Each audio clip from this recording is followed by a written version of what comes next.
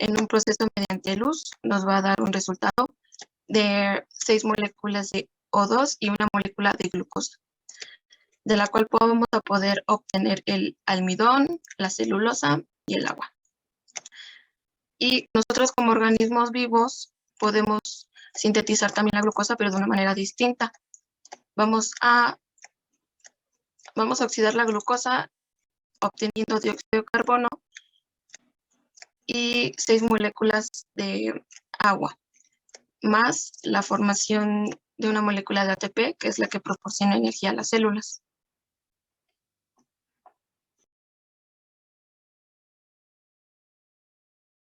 Ok, empecemos primeramente hablando sobre qué son los carbohidratos. Previo a empezar a hablar del poder reductor y todo lo demás, es importante que sepamos sobre el tema y del objeto del que estamos hablando.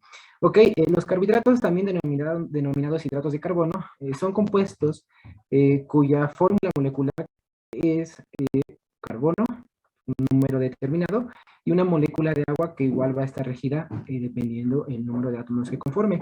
Se dice que son hidratos de carbono, ya que como podemos darnos cuenta, tienen una molécula de agua intrínsecamente. Esta molécula de agua es lo que le da el nombre de hidratos. La definición moderna de los carbohidratos incluye los compuestos polihidroxialdehídos y polihidroxicetonas. ¿Qué es un compuesto polihidroxialdehído? Bueno, poli hace referencia a que hay varios hidroxialcoholes. Vamos a encontrar aquí, como podemos observar, varios grupos hidroxilo unidos a la molécula. En este caso podemos encontrar a la D-ribosa, que va a tener 3, podemos encontrar a la D-glucosa, que va a tener 4, y por este lado podemos encontrar a la D-fructosa, la cual va a tener igual 3, va a tener 5 alcoholes, 5 y 4, perdón. Y se dice que son aldehídos y cetonas, ya que van a tener un grupo funcional cetona y un grupo funcional aldehído. En el caso de la fructosa podemos encontrar aquí el grupo funcional cetona, y en el caso de la glucosa y la ribosa podemos encontrar aquí el grupo funcional cetona.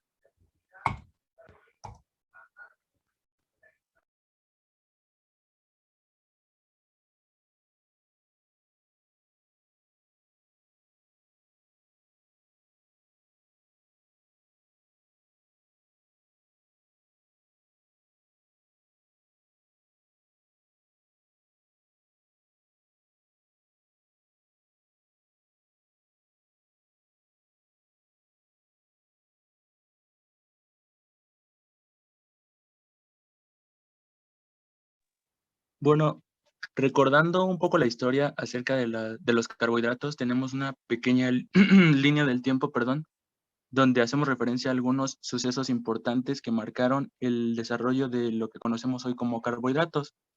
Para iniciar, en el año 10.000 a.C., la caña de azúcar fue cultivada en Papúa Guinea a partir de plantas silvestres. Para el 300 después de Cristo, el azúcar de la caña llega a la India, que a su vez se extendió por el continente europeo y africano. En 1799, el químico Proust estudió los jugos de azúcar e identificó a la sacarosa, a la fructosa y a la glucosa.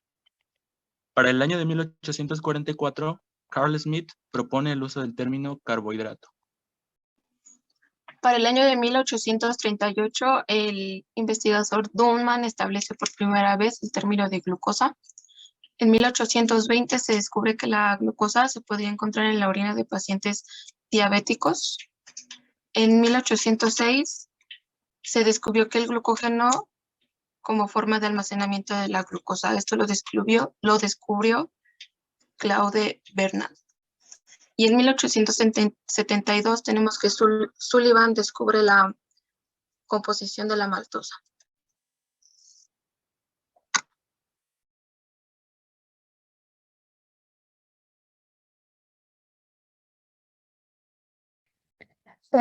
Ahora, para un poco de contexto en esto, vamos a nombrar muy brevemente los carbohidratos y su clasificación. Tenemos que los carbohidratos los podemos poner como simples y complejos.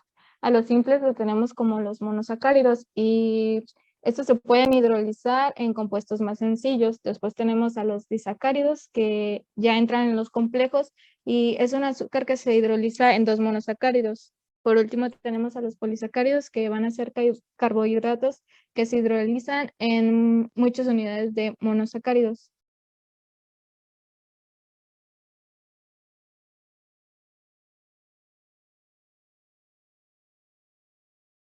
Ahora sí, entrando primero con los monosacáridos, vamos a decir que estas van a ser moléculas muy sencillas y como vimos su fórmula general es CnH2O N. Entonces, estos van a estar formados por 3, 4, 5 o 6 átomos de carbono. Se dicen que estos, bueno, como ya lo dijo mi compañero Daniel, van a ser polialcoholes o policetonas. Se les dice que son glúcidos y son los más sencillos. Por sus capacidades y características los denominamos azúcares, ya que tiene características que son cristalizables, sólidos, dulces, solubles y blancos. Son los glúcidos más sencillos, decimos, porque tienen de gran importancia biológica, que es la función de fuente de energía.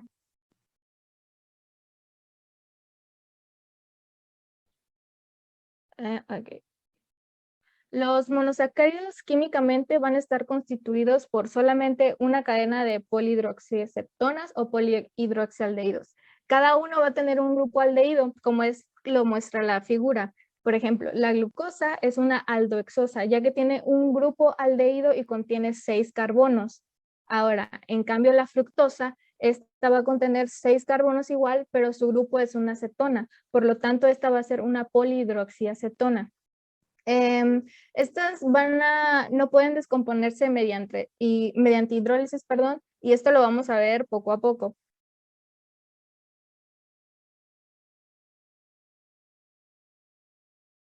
Ese fue un tipo de clasificación. Otro tipo de clasificación que tenemos es la forma de nombrar a los monosacáridos. Como la fórmula genérica que tenemos es dependiendo del número de carbonos. Hace rato les dije que, por ejemplo, que la glucosa tenía 6 carbonos, por lo tanto era aldehexosa. Entonces, estas aldosas van a tener, por ejemplo, esta tiene 3 carbonos, por lo tanto se le va a llamar triosa.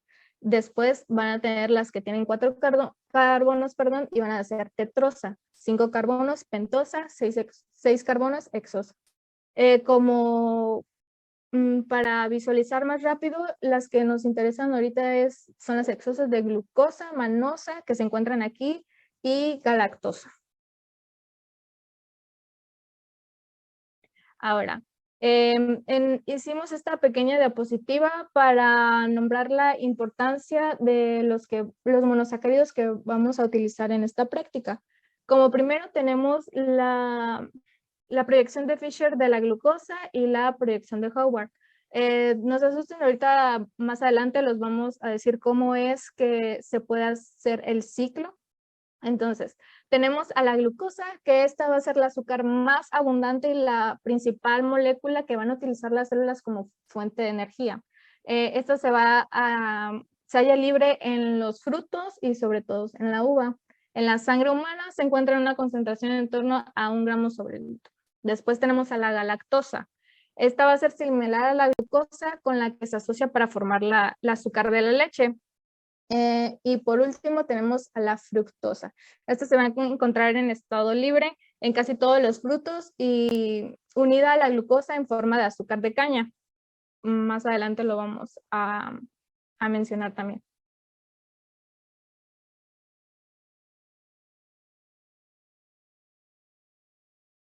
Posteriormente, se hace una clasificación de acuerdo al grupo funcional que contiene cada azúcar. En este ejemplo, los monosacáridos van a tener un grupo aldehído, por lo cual se van a llamar aldosas. Y como habían mencionado mis compañeros, se dice que son polihidroxialdehídos porque tienen 5 átomos de carbono, hidroxi porque tienen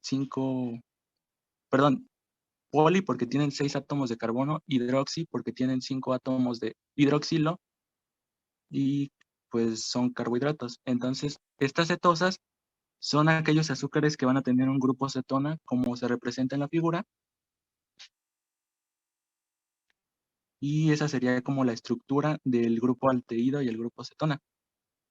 Bueno, en este caso vamos a tener algunas cetosas y aldosas de interés químico. Por ejemplo, tenemos la estructura de la eritrosa, de la ribosa, de la glucosa, de la fructosa y de la ribulosa. Pero primordialmente lo que debemos hacer hincapié es que los seres humanos únicamente pueden absorber 3 hexosas, que es la glucosa, la galactosa y la fructosa. La glucosa y la galactosa son aldosas y la fructosa es una cetosa.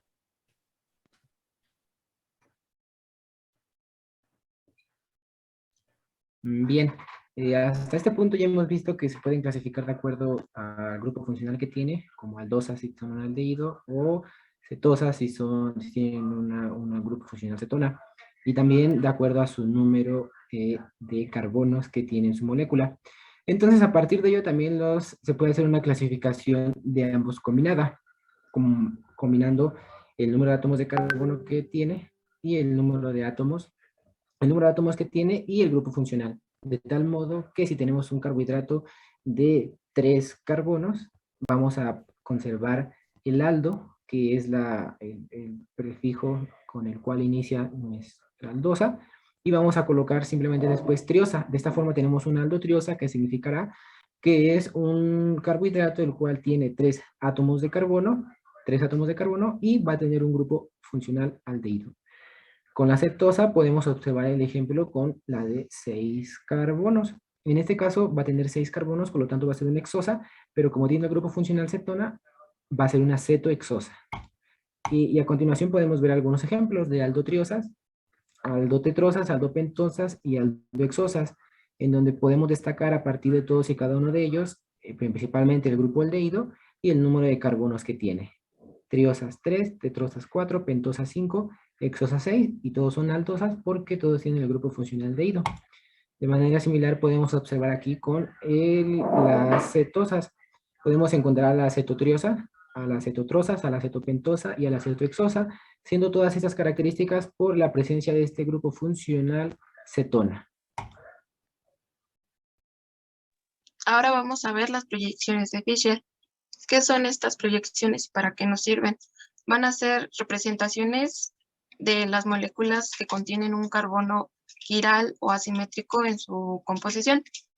Un átomo de carbono quiral es el que está unido a 4 distintos grupos distintos, como lo podemos ver en la estructura que está del lado izquierdo, en donde partimos de nuestro carbono quiral que está al centro, y los enlaces que se encuentran verticalmente van a ser los que se encuentran hacia nosotros, y los enlaces que se encuentran verticalmente van a ser los que se alejan de nosotros, los que se van a ver hacia atrás del plano.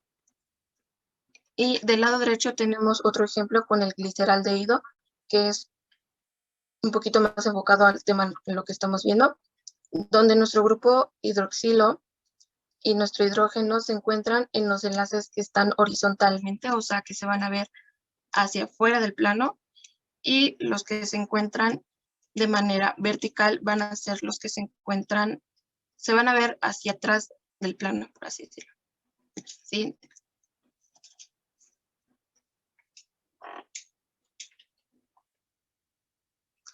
¿Qué va a pasar cuando tenemos más de un carbono quiral en nuestra proyección?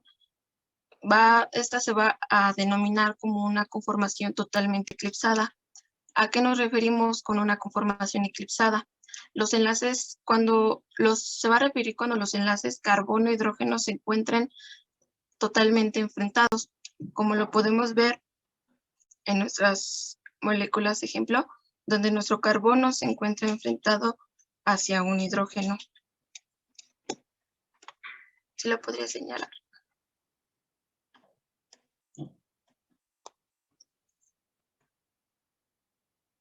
Ándale. Ahí podemos ver nuestros carbonos que van a estar encontrados con los hidrógenos.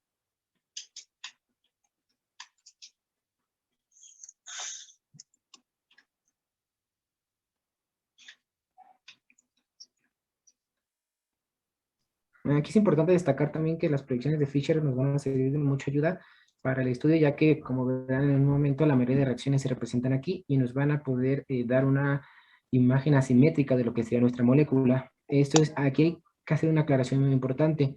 En papel, estas moléculas se pueden representar, pero esas conformaciones no son estables, ya que al encontrarse eclipsados va a haber una mayor repulsión y por lo tanto estas moléculas no son estables y no se van a encontrar en la naturaleza o no se van a encontrar en rutas metabólicas como tal.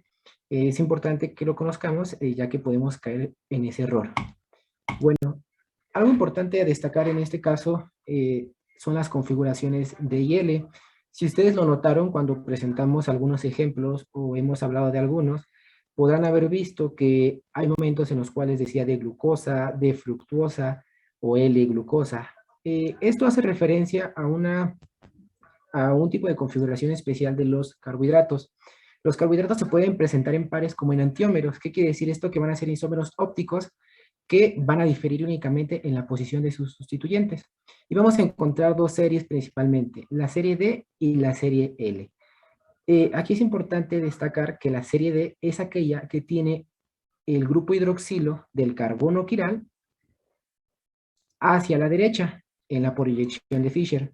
El carbono quiral, aquí lo señalamos, es este, y la serie L es aquel que tiene el grupo hidroxilo del carbono quiral hacia la izquierda, igual en la proyección de Fisher. En este caso, es importante destacar no confundirlos con la nomenclatura L y D minúscula. La nomenclatura L y D minúscula hace referencia hacia dónde desvía la luz polarizada. En este caso, la serie D y la serie L hace referencia hacia dónde está ubicado el grupo hidroxilo del carbono quiral en la proyección de Fisher de cada uno de los carbohidratos. Esto únicamente ocurre en carbohidratos sencillos, no. También va a ocurrir en tetrosas, hexosas y pentosas. En esos casos, para poder ubicar nosotros a nuestra configuración D y L, vamos a tomar en cuenta algo. El último carbono quiral de nuestra molécula. En este caso, los últimos carbonos quirales, los señalamos también, pueden encontrarlos aquí. Y ese es el que va a determinar nuestra configuración D y L. D treosa porque el último grupo hidroxilo del carbono quiral se encuentra hacia la derecha. Aquí encontramos L treosa porque el grupo hidroxilo del último carbono quiral se encuentra hacia la izquierda. Algo aquí importante a destacar es que únicamente los carbohidratos de la serie D son los que se van a encontrar en la naturaleza. Los de la serie L no. De hecho, estos eran utilizados antes, por ahí de 1900, 1850, para poder determinar si un carbohidrato era sintetizado o si era obtenido de manera natural. Los de la serie L son los que se obtienen de manera artificial o sintetizados en el laboratorio, mientras que los de la serie D son los que vamos a encontrar en mayor abundancia en la naturaleza.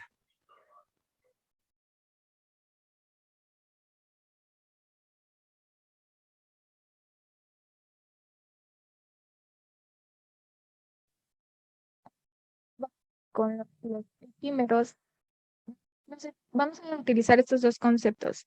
Los epímeros son diestereoisómeros, de los cuales solamente uno de ellos son sus centros quirales difiere en la configuración espacial. Para esto, la isomería espacial va a ser el encadenamiento de los átomos, que va a ser igual a la disposición en el espacio, va a ser distinta.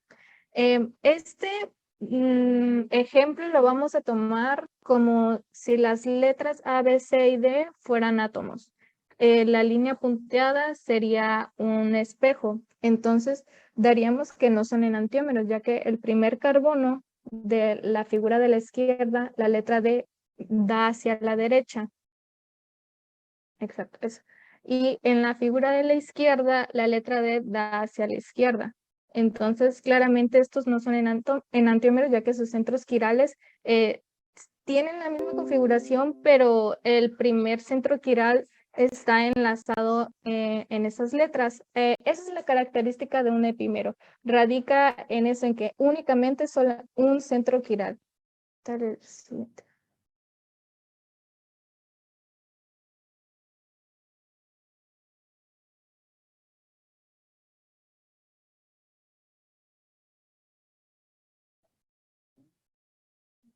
Ok, entonces el ejemplo de los epímeros, ahora sí con las moléculas que vamos a ver, se van a diferir en el carbono quiral. Por ejemplo de la glucosa y la galactosa son epímeros en el carbono 4. Contamos de arriba hacia abajo, el 1, 2, 3, 4, y que es el que está señalado. Ese carbono, el de glucosa, el grupo hidroxilo está viendo hacia la derecha. En cambio, el de la D-galactosa, el grupo hidroxilo está hacia la izquierda. Otro epímero de glucosa es la manosa, ya que en el carbono número 2, el grupo hidroxilo de la glucosa está hacia la derecha y en el grupo hidroxilo de la manosa está hacia la izquierda.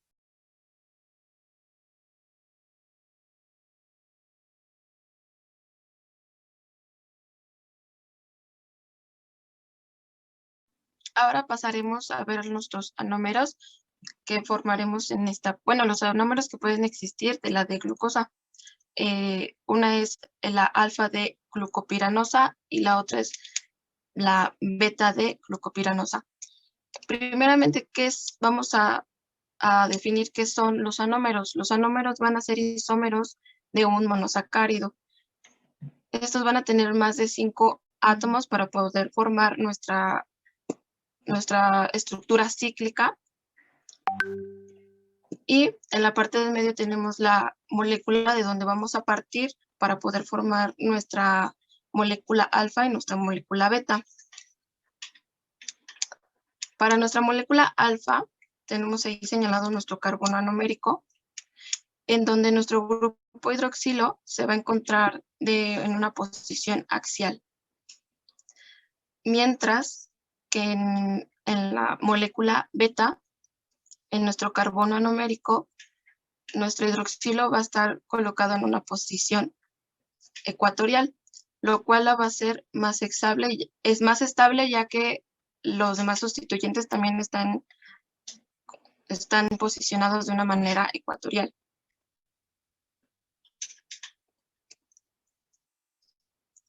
Ahora vamos a ver los anómeros representados con las proyecciones de Howard.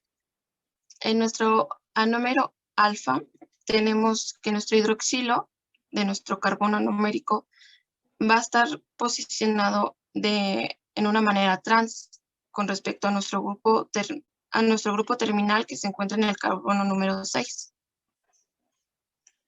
¿Qué significa que estén en una posición trans? Van a estar, se dice que uno está al otro lado del otro, van a estar en posiciones opuestas. Y en beta tenemos que nuestro carbono anomérico, nuestro hidroxilo va a estar colocado en una posición cis con respecto a nuestro grupo terminal que está en el carbono número 6. El término cis se refiere a que estén del mismo lado, que estén del mismo lado, que se encuentren en un plano igual. Siguiente. En la estructura de los monosacáridos cíclicos tenemos que cuando un grupo hidroxilo reacciona con un aldehído va a generar un hemiacetal cíclico y cuando un grupo hidroxilo reacciona con una acetona va a generar un hemiacetal cíclico. Lo importante de esto es que va a ser estable siempre y cuando estas dos moléculas, el hidroxilo y el aldehído, o la acetona y el aldehído, estén dentro de la cadena, formando el ciclo. Solamente así sería estable. Como por ejemplo con la glucosa, que preferentemente forma hemiacetales de 6 miembros mediante la unión del grupo hidroxilo con el carbono 5. Y bueno, aquí les pusimos algunos ejemplos de la beta de glucopiranosa, que está formando un hemiacetal, y la beta de fructofuranosa, que está formando un hemiacetal.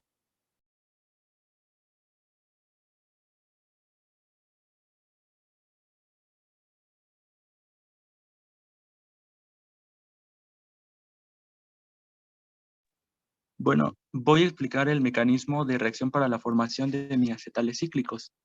En el primer paso es el de la protonación del grupo carbonilo. Tomamos como referencia la molécula de D-hidroxialdehído. En esta, el oxígeno va a actuar como base sustrayendo el protón. En este proceso es un proceso reversible y de manera concertada va a ocurrir que el átomo de oxígeno que está en azul va a, por resonancia, formar un enlace simple con el carbono y al mismo tiempo el doble enlace va a hacer una resonancia y va a pasar su par de electrones hacia abajo. Y se me olvidó mencionar que este oxígeno verde que está hasta abajo va a formar el enlace con el hidrógeno. Y en la estructura 3 lo que va a pasar es que ya se ha formado este este ciclo en donde el oxígeno azul queda con una carga positiva, ya que está deficiente de electrones, y por lo cual en el paso anterior lo que va a ocurrir es que este par de electrones del doble enlace se van a traslapar hacia el oxígeno verde.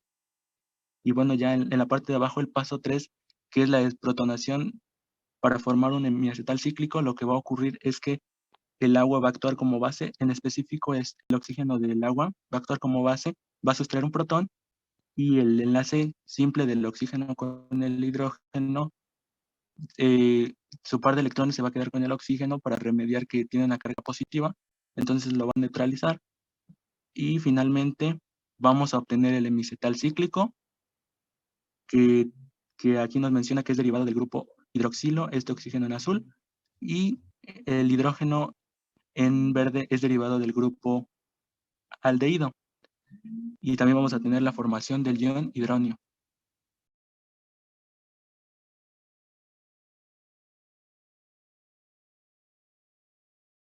Bueno, posteriormente vamos a tener la proyección de Fisher, que nos indica que los sustituyentes que están situados a la derecha van a quedar debajo del plano del anillo. Entonces ahí tenemos los sustituyentes que están quedando debajo del anillo, y lo que va a ocurrir en este paso es que se va a transponer. El hidroxilo va a pasar al lugar del CH2OH, el CH2OH va a pasar al lugar del hidrógeno, y el hidrógeno va a quedar en la parte de abajo. Como en la segunda figura podemos ver, el carbono 6 ya está rotado hacia arriba, es decir, el CH2OH que estaba en la posición 6, en la estructura anterior ya está, pero hacia arriba. Lo que va a ocurrir en este paso es que el oxígeno va a compartir un par de electrones para formar un enlace simple con el carbono, pero al mismo tiempo que se forma este enlace, el carbono va a ser pentavalente, algo que es imposible. Entonces lo que va a pasar es que el doble enlace del carbono con el oxígeno se va a romper y el oxígeno va a quedarse con el par de electrones, porque en primera está deficiente de electrones y es más negativo que el carbono. Y finalmente ya vamos a tener el ciclo completo y la liberación de este hidrógeno. Esto se va a conocer como la proyección de Howard. Y bueno, abajo les representamos la conformación de silla con todos los sustituyentes de forma ecuatorial, recordando que esta es la conformación más estable debido a que en la conformación ecuatorial hay una menor cantidad de tensión estérica comparada con la conformación de silla que se muestra del lado derecho.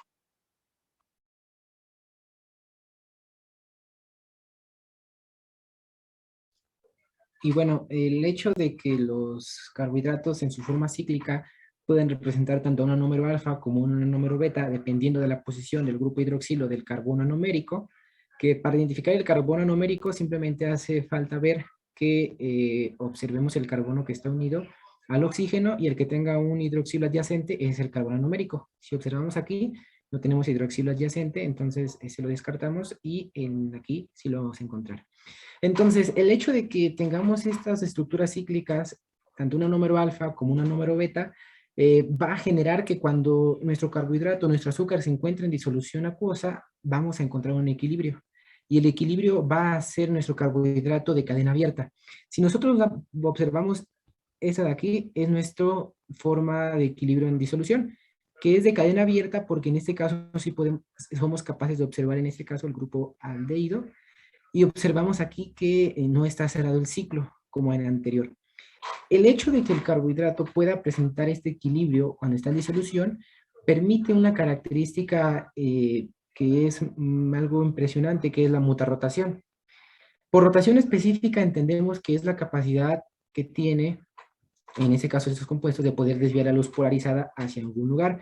Cuando la luz es positiva, se dice que la desvían hacia la derecha, y cuando es negativa, la desvían hacia la izquierda. Y de aquí derivan los términos de rotatorio, si la desvían a la derecha, y levorotatorio, si la desvían a la izquierda. En este caso podemos observar que ambos anómeros en un estado puro van a presentar diferentes rotaciones específicas. En este caso podemos ver que para el anómero beta puro tiene una rotación específica de más 18.7 grados, y para el anómero alfa es de 122. Esto, ¿por qué es importante? Porque al momento de entrar en disolución, vamos a observar que van a presentar ambos una mezcla en equilibrio de alfa y beta que va a cambiar su rotación específica.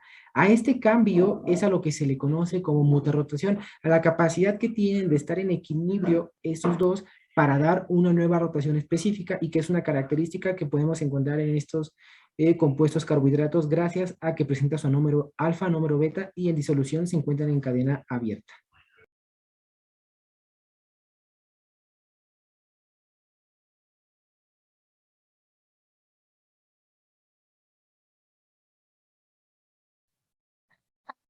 Vamos a empezar con conceptos de los disacáridos. Para un significado sencillo es que son carbohidratos compuestos por dos unidades de monosacáridos y van a ser unidos por un enlace glucosídico. Vamos a explicar qué es un enlace glucosídico. Este ejemplo que tienen a su derecha es acerca de la maltosa. Tenemos dos moléculas de glucosa, las cuales se van a unir, pero si se dan cuenta, en la molécula de la glucosa de la izquierda, que tenemos señalado con rojo, es nuestro carbono numérico. Ese carbono numérico que es nuestro carbono 1, se va a unir al carbono 4 del grupo hidroxilo de la siguiente glucosa. Se unen por un enlace covalente, van a liberar una molécula de agua, y al tener esa unión se le puede llamar enlace O glucosídico. Ahora, como les dije, es el carbono 1 del alfa de glucosa que se unió al carbono 4, entonces a este enlace específicamente se le llama enlace alfa 1,4. Ahora en la sacarosa. Esto solamente para ver sus enlaces glucosídicos. Posteriormente les vamos a explicar cada una. Entonces, el enlace glucosídico de la sacarosa se da de una glucosa más una fructosa. Este enlace, pueden ver en medio que tiene un alfa, pero el carbono 1 de la glucosa está unido al carbono 2 de la fructosa. Por lo tanto, su enlace se llamará alfa 1,2 de glucosa. De la lactosa, de sacarosa, de la lactosa tendremos que el enlace será beta 1,4.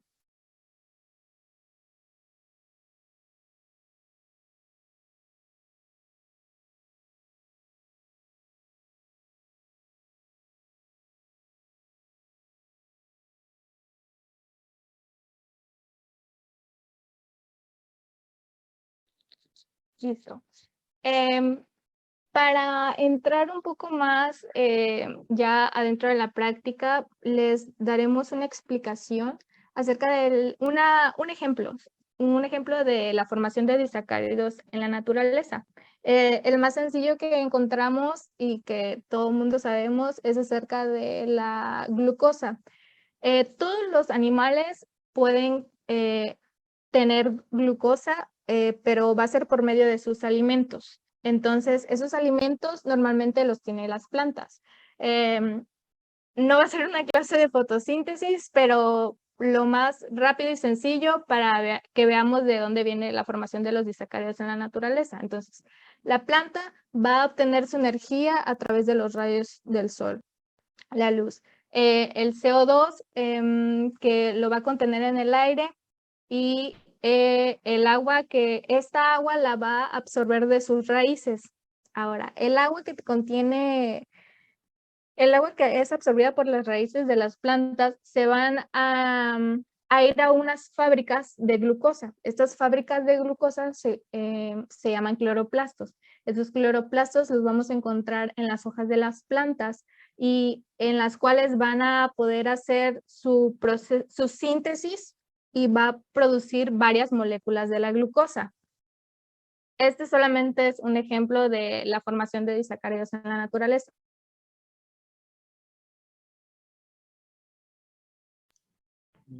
Bien, en la naturaleza, como se mencionaba, esas glucosas van a interaccionar y van a formar diferentes carbohidratos, como podría ser la maltosa, podría ser la celobiosa e incluso podrían formar polisacáridos como el almidón. Pero en el laboratorio, aunque esto no es propiamente de la práctica, pero es interesante y importante que lo conozcamos. ¿Cómo se lleva a cabo la formación de este enlace glucosídico? Bueno, primeramente debemos tomar en cuenta que se va a llevar a cabo en medio ácido y a temperatura alta. Es importante no confundir que esta reacción se va a llevar a cabo en la naturaleza, puesto que las plantas no van a tener su ácido clorhídrico y su matraz en posición de reflujo para poder llevarlo a cabo. Esto es de forma sintética en el laboratorio. Entonces, ¿qué es lo que va a comenzar? Vamos a empezar con una beta de glucosa. La beta de glucosa, primeramente la podemos identificar porque en proyección de Howard podemos encontrar que el hidroxilo, perdón, está del mismo lado que la cadena terminal del carbono 6. Entonces es beta de glucosa porque, bueno, en este caso la D no puede ser visible fácilmente ya que no tenemos la proyección de Fischer, pero lo es. En este caso, el primer paso que ocurre es que como estamos en medio ácido, este grupo hidroxilo, hay una diferencia de densidades. Al ser más electronegativo que el carbono, va a tener una carga parcial por acá negativa y este hidrógeno, este hidrógeno está cargado positivamente, por lo tanto, va a haber por parte de este oxígeno una interacción, lo que va a llevar a cabo la formación del ion hidronio. Este ion formado podemos observar que es un buen grupo saliente. Al salir como en forma de agua, como grupo saliente, va a formar un carbocatión. Este carbocatión va a interaccionar, en este caso, con el carbono, con el grupo hidroxilo del carbono 4 de nuestra otra molécula igual de beta de glucosa. Al interaccionar van a formar un enlace. Este todavía no es el enlace glucosídico, puesto que este oxígeno aún se encuentra protonado. Entonces, lo que va a suceder en este caso es que la molécula de agua que se liberó y salió como grupo saliente va a actuar como base, va a desprotonar a este oxígeno y nos va a formar a nuestro enlace glucosídico. En este caso, la unión de dos beta de glucosas nos va a formar a lo que conocemos la celobiosa. Y este enlace sería el beta 1,4, el anteriormente presentado, que pudieron ver que era el enlace alfa 1,4, pero porque eran alfa de glucosa lo que estaban unidos. En este caso tenemos dos beta de glucosas y dos beta de glucosa nos van a producir a la celobiosa.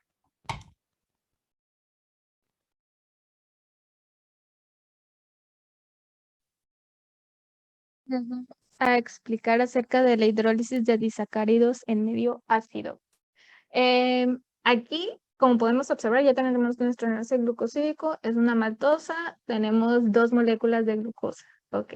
El oxígeno lo que va a participar es como base, lo cual va a sustraer un protón, el hidrógeno del ácido clorhídrico, y lo que va a hacer es que romper el enlace de hidrógeno-cloro. Ahora, tenemos un oxígeno protonado. Entonces, para hacer esto más estable, lo que va a hacer es que el oxígeno va a dar sus dos electrones para la formación de un doble enlace y hacer una molécula estable, ya que se va a romper el enlace del carbono 1 con el oxígeno, haciendo que esta molécula salga y se forme la alfa de glucopiranosa.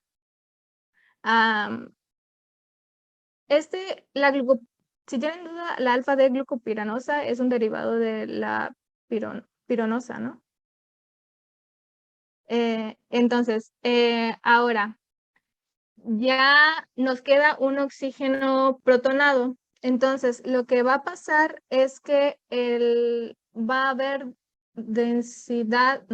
cargas formales, cargas parciales que diga. Va a haber una carga parcial en el carbono 1 y el oxígeno va a tener una carga parcial negativa.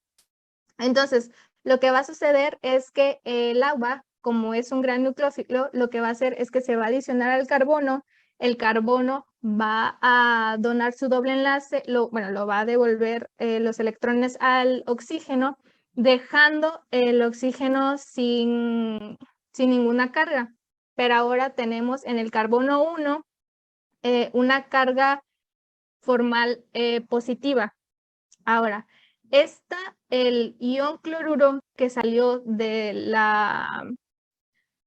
ataque del oxígeno, lo que va a hacer es agarrar un protón, haciendo que esa molécula sea más estable y tener la alfa de glucopiranosa.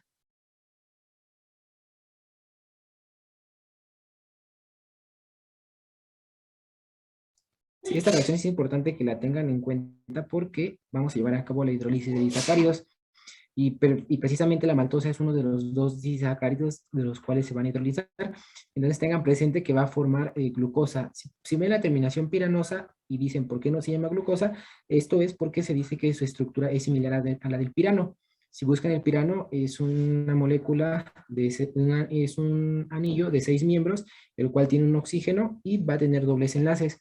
Esta molécula es por ello que tiene nombre de piranosa, porque es derivado del pirano, y es por ello que se le pone como glucopiranosa, pero en sí mismo es la glucosa.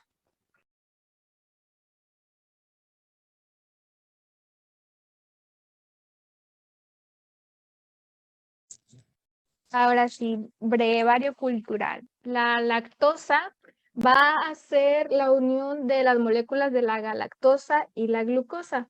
Esta la podemos encontrar en la leche de vaca al 4.2% de masa y la encontramos en quesos y derivados de la leche. Esta va a estar formada por su enlace glucosídico, va a ser el alfa 1,4, ya que va a ser el carbono 1 de la galactosa unido al carbono 4 de la glucosa. La lactosa es importante que sepan que es un azúcar reductor y va a exhibir la mutarotación. Gracias a, sí.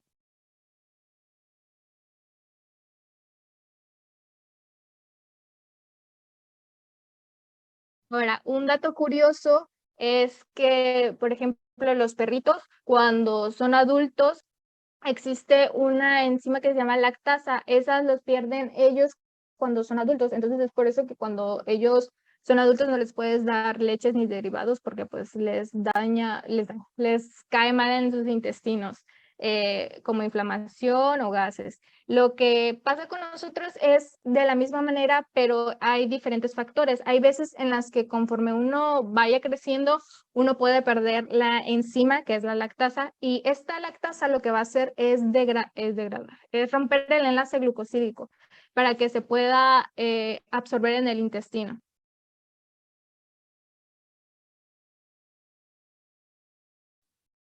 Ok, tenemos la sacarosa.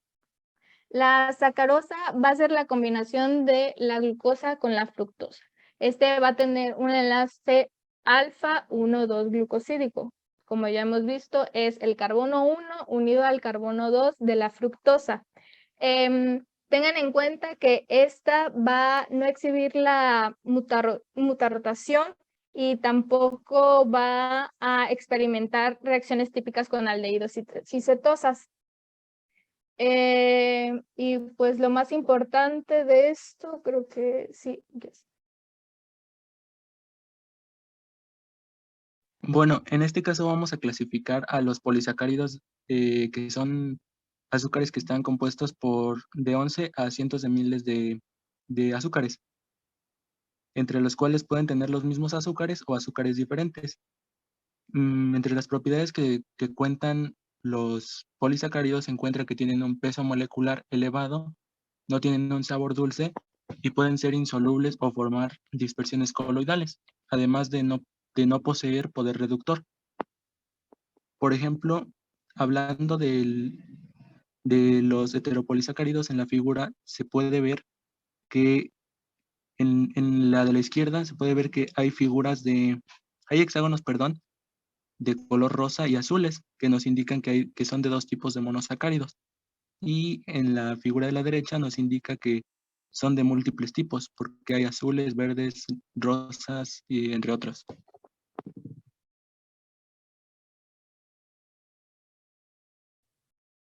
Un ejemplo de un homopolisacárido, a ver, ya.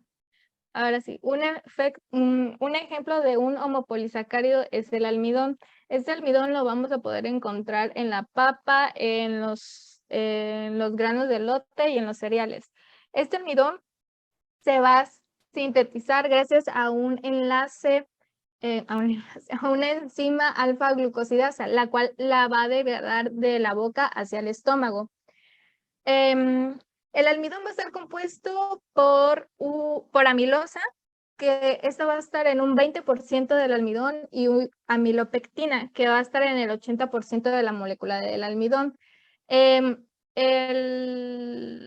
enlace glucosídico que contiene la amilosa es el 1-alfa de glucopiranósido, y el de la amilopectina es una molécula muchísimo más compleja que la amilosa. Y su enlace es alfa 1,4 con sus ramificaciones. Bueno, en este caso los heteropolisacáridos los vamos a encontrar y van a formar geles. Entre las propiedades también que tienen estos heteropolisacáridos es que, por ejemplo, la pectina es una mezcla de polisacáridos. Algunos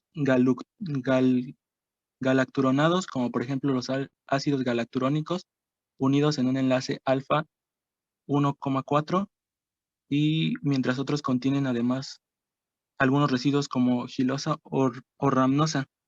Estos heteropolisacáridos además son inertes y, como les decía, forman geles. En el caso de los ejemplos tenemos, por ejemplo, la goma arábiga en los medios de cultivo, específicamente los agares, y en la pared celular de los vegetales. Y bueno, como dato cultural, tenemos que la celulosa es otro polisacárido, el cual para el ser humano no es digerible, ya que pues no tenemos algunas enzimas para poder metabolizar este tipo de compuestos. Los que sí lo tienen son las vacas. Entonces, cuando nosotros nos comemos, por ejemplo, un cóctel o algo así, lo que pasa es que esas verduras y toda esa fibra nos va a servir simplemente como, por así decirlo, como fibra para ayudar a los intestinos en su movimiento peristáltico y además dar coloración a la materia fecal y la consistencia.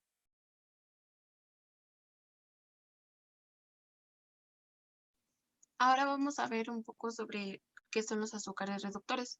Los azúcares reductores van a ser aquellas moléculas que en su composición van a tener un grupo acetal libre o un grupo carbonilo libre. Estos grupos libres nos van a funcionar para poder que otra molécula se adicione a ella, como en el ejemplo de abajo que tenemos de un disacárido reductor, donde en el puntito amarillo podemos ver su grupo acetal libre, en donde se va a hacer el enlace glucosídico y se va a poder adicionar la otra molécula de glucosa o ya sea otra. Y en el disacárido no reductor podemos observar cómo nuestros carbonos anoméricos están creando un enlace, por lo que ya no se va a poder adicionar ninguna otra molécula. Siguiente.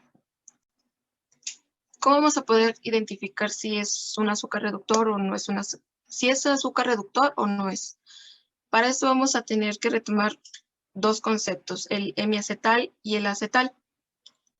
El hemiacetal podemos observar cómo nuestro carbono está unido a un oxígeno, y este oxígeno va a estar unido a un hidrógeno. Si está unido a un hidrógeno es porque va a formar un hemiacetal. Y si es un hemiacetal significa que es un azúcar reductor. Si este está unido a un grupo radical, se va a significar que este es un azúcar no reductor. Lo vamos a ver en un ejemplo que está en la siguiente diapositiva, en donde la glucosa podemos observar que tiene su grupo hidroxilo, o sea, su grupo hemiacetal libre para poder reaccionar con otra molécula que la va a oxidar.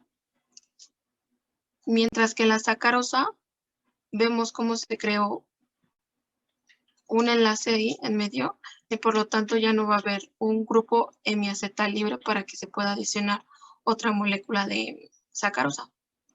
Por lo tanto, esto va a hacer que sea un azúcar no reductor.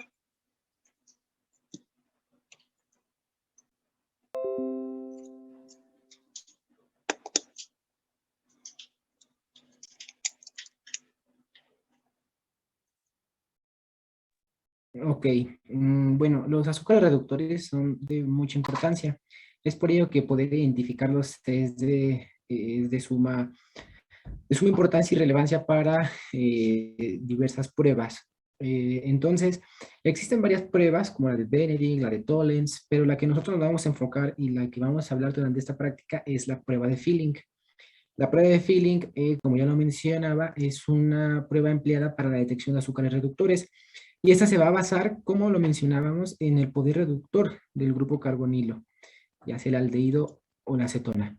Entonces, el proceso de oxidación va a formar un ácido carboxílico y va a reducir una sal de cobre de un estado de oxidación +2 a una oxidación, a un estado de oxidación 1 más. Esto en un medio alcalino. Esta reacción se va a poder identificar como positiva cuando se forme este precipitado y esta coloración rojiza y negativa cuando no se forme. Pero bien, analicemos qué es lo que sucede aquí y veamos qué es lo que pasa con nuestros compuestos con respecto a sus estados de oxidación. Nosotros tenemos este carbono que es el que nos interesa, ya que es el carbono del grupo carbonilo. Nosotros tenemos que aquí hay un hidrógeno, aunque no se dibuja, tenemos aquí un hidrógeno, el cual va a tener un estado de oxidación +1. Y este oxígeno va a ser de -2. Entonces, como es una molécula neutra, necesitamos que este carbono pues, pueda tener un estado de oxidación +1 para que así al hacer la suma de cargas nos dé 0, ya que la unión con el carbono, ahí es un estado de oxidación 0. Entonces, este carbono del carbonilo, en esta primera, en la estructura de la D-ribosa, tiene un estado de oxidación +1. Pero al momento de que ocurra la reacción va a formar un ácido carboxílico. Veamos ahora cómo es su estado de oxidación, el cual aquí es de -2, de este otro oxígeno del hidroxilo es de -1, y por lo tanto para que esta pueda ser una molécula neutra tendría que ser aquí de +3. Podemos ver que pasó de un estado de oxidación +1 a 1 +3. En tanto, ¿qué es lo que ha pasado con el cobre? El cobre en un principio tenía un estado de oxidación +2. Y al formar el óxido de cobre, este precipitado, si nos damos cuenta, su estado de oxidación va a pasar a ser de +1. Entonces, el cobre pasó de +2 a +1. ¿Qué es lo que está ocurriendo? Ok, como el número de oxidación está aumentando, vamos a decir que el de aquí se está oxidando. Y el cobre se está reduciendo. Entonces lo que ocurre aquí realmente es una reacción de óxido-reducción, en donde vamos a ver que este cambio en el estado de oxidación en el cobre va a producir un precipitado de color rojizo, el cual va a evidenciar que nuestro azúcar efectivamente es reductor y por lo tanto va a funcionar como agente reductor que a su vez se va a oxidar, pasando de un número de oxidación +1 a un número de oxidación +3. Esto es importante tenerlo en cuenta, ya que de esta forma vamos a poder identificar los azúcares reductores. También es importante tomar en cuenta que esta reacción se debe llevar en medio acuoso y en presencia de en medio alcalino. No podemos usar como lo que es hidróxido de sodio. Aquí algo importante a mencionar y que no se colocó es que esta reacción se va a llevar a cabo, pero hay algo lo que se llama tartrato de sodio y potasio, lo cual va a dar estabilidad a este cobre. No se ejemplificó ya que este complejo es demasiado grande y, como su nombre lo dice, demasiado complejo. Es por ello que únicamente colocamos aquí al cobre con sus cargas y al cobre ya formado como óxido. Pero es importante que tengan en cuenta, como se mencionará en el proceso, como se mencionará en la parte experimental, que se debe de usar una mezcla de tartrato de sodio y potasio, el cual va a dar estabilidad al cobre. Y es por ello que tenemos que emplear los reactivos de Filling, uno denominado como A y otro denominado como B. Pero bueno, eso ya lo veremos un poco más adelante.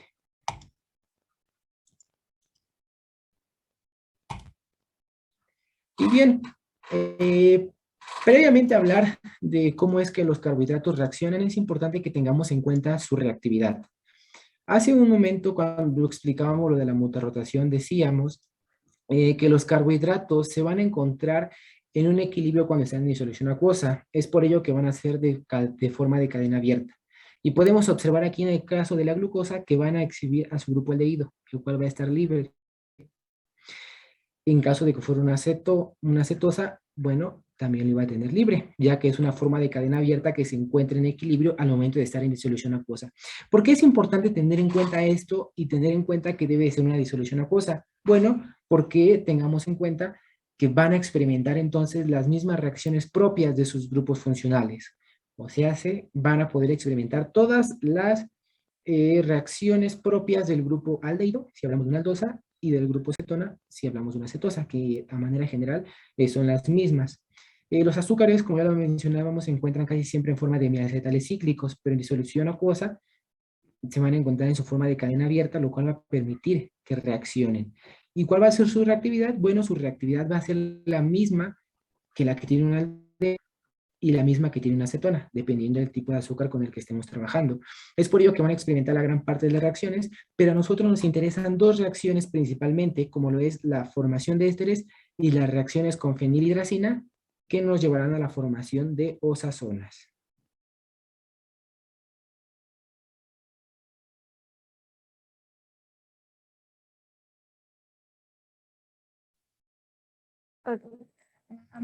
Para la reacción de formación de ésteres que acaba de decir mi compañero Daniel, en los carbohidratos, estas van a ser susceptibles a aislarse. Va a permitir que forme cristales y se purifiquen rápidamente. Para hacer de esta reacción vamos a emplear el anhídrido acético y este nos va a ayudar porque convierte los grupos hidroxilos en acetato. Ok, tenemos nuestra reacción y lo que sucede aquí es que vamos a poner las cargas parciales. El oxígeno contiene una carga parcial negativa y el carbono va a contener una carga parcial positiva. Lo que va a suceder aquí es que el oxígeno del grupo hidroxilo se va a añadir al anhídrido acético por una adición nucleofílica. Lo que va a causar es que el doble enlace que se encuentra en el carbono-oxígeno se vayan los electrones hacia el oxígeno. Ahora, como segundo paso, vamos a tener que tenemos a nuestro oxígeno con carga formal negativa. Para hacer y a nuestra molécula de hidroxilos tiene una carga formal positiva. Para hacer estable primero la carga formal negativa, lo que va a pasar es que y formar al ion acetato, vamos a deslocalizar los electrones que contiene el oxígeno. Estos van a pasar de nuevo al doble enlace y lo que va a suceder es que se va a romper el enlace carbono-oxígeno para la formación del ion acetato. En el tercer paso ya contamos con nuestro ion acetato. Lo que va a pasar ahora es que va a sustraer un protón, va a sustraer el protón dejando los electrones para hacer más estable la molécula y quitar esa carga formal positiva, dando como resultado el éster de acetato y el ácido acético. Esta es nuestra fórmula general. Un ejemplo de cómo es lo que va a suceder es con la beta-fructofuranosa. Lo que va a pasar es que el anhídrido acético va a reaccionar con cada grupo hidroxilo de esta molécula.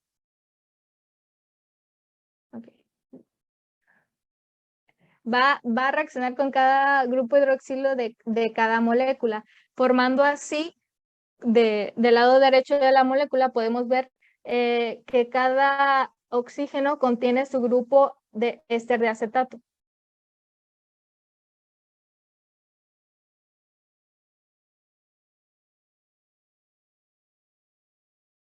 Bueno, aquí lo más importante es que las reacciones con fenilhidracina lo que nos van a dar es una osazona. En el caso de los azúcares reductores que reaccionan con un exceso de fenilhidracina, pues vamos a obtener una osazona. Pero, ¿cuál es el fundamento de esto? Que una acetona o un aldehído va a reaccionar con fenilhidracina en un medio ácido de una forma reversible y se va a formar la fenilhidrazona más agua.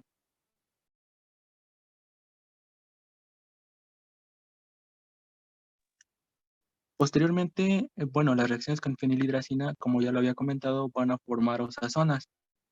Entonces, los carbohidratos van a formar derivados de fenilhidrazona complejos. Y aquí en la ecuación dice que una aldosa va a reaccionar con 3 equivalentes de fenilhidracina para formar una osazona. Y en este caso, la acetosa va a reaccionar con un exceso de fenilhidracina en un medio ácido para formar la osazona. Como datos tenemos que los epímeros van a formar a la misma osazona. Más adelante les explicaremos cómo. Y las osazonas se van a cristalizar con facilidad y van a tener un punto de fusión bien definido.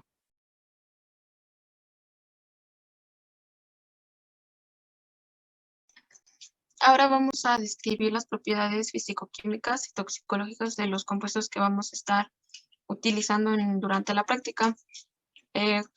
Como primer reactivo tenemos a la beta de glucosa, que su forma molecular es C6, H12O6, se encuentra en un estado físico sólido, es incoloro, tiene un peso molecular de 180 gramos sobre mol y su punto de fusión va a ser de 188.5 a 189 grados Celsius y esta va a ser soluble en agua.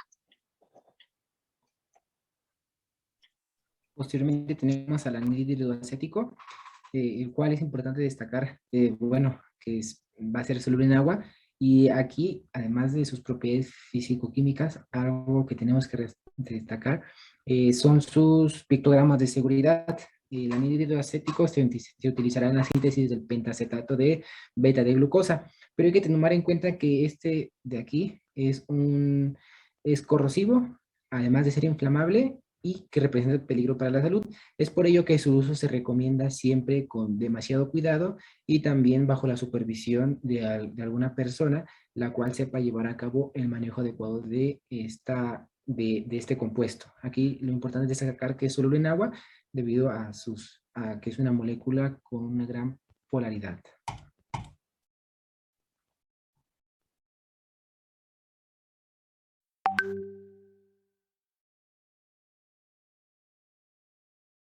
El pentacetato de beta de glucosa, su forma es sólida, tiene un color incoloro. Su punto de fusión es de 130 a 132 grados centígrados y va a ser soluble en agua de 5 gramos a 20 gramos sobre litro a 25 grados centígrados. Esta no contiene ningún pictograma de seguridad.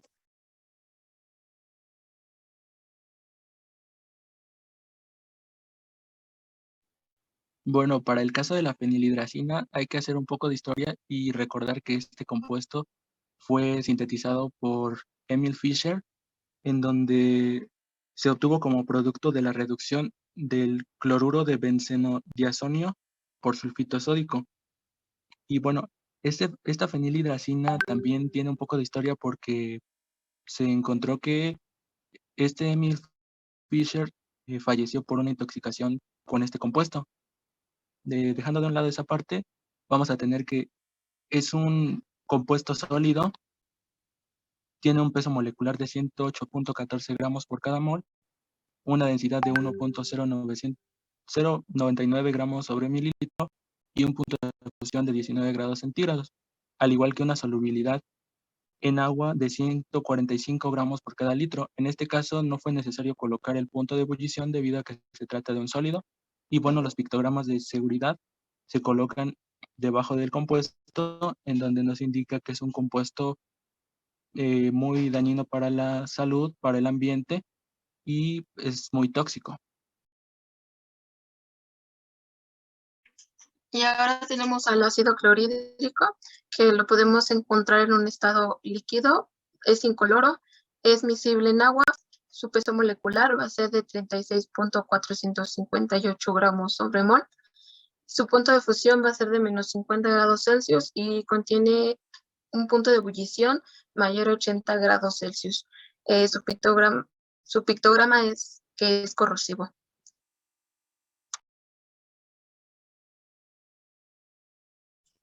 Y bueno, finalmente tenemos al acetato de sodio anhidro, el cual va a ser completamente soluble en agua y va a estar en un estado físico sólido. Aquí es importante recordar que su solubilidad se debe que es un compuesto iónico.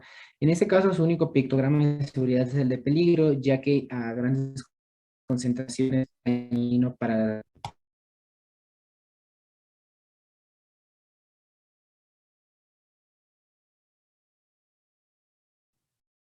Para la parte del poder reductor, lo que vamos a hacer es colocar primero 6 tubos en una gradilla.